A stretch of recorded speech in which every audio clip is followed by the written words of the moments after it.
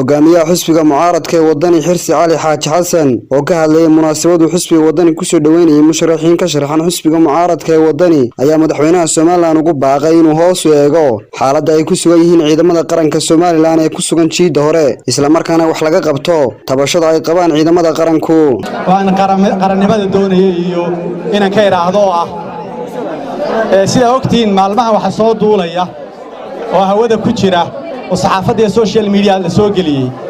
arrineen aan fiicnayn wadwadkeedii oo ciidamada qaranka oo laga soo qaaday inay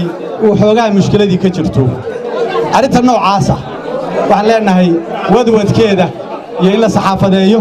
iyo in la siyaasadeeyo midna ma fiicna waxa weeye qarannimadu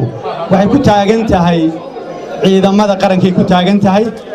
mar walba ciidamada qaranku waa ku dhiigooda inoo shubayay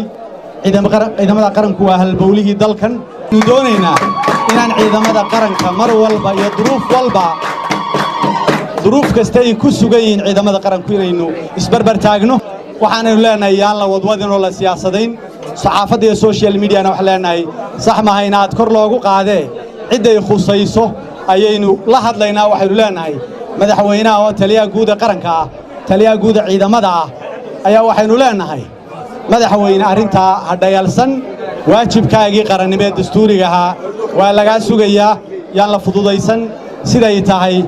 iyo dariiqa ay tahay wax uga qabo oo arrintaa ayaa la fududaysan waa halbowlahana lama hawl yaraysto arrintaa waxaan leenahay siday tahay wax uga qabo iyagana waxaynu ku koobnaanaynaa ha ka gudbina sharciga wixii xaq u leedihiinna xaq baa u leedihiin waa ciidamada marka la eego dunida ugu mushaarka yar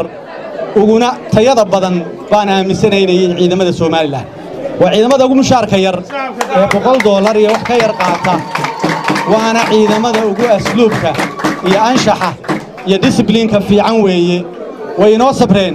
marka waxaan leenahay hala dhowro shicib iyo dawlad iyo xisbiyo iyo wax weeye qof waliba duruufooda ha uga qayb qaato sida ugu wanaagsan wixii siyaasadana laga ilaaliyo Axmed Shaafi Sahan TV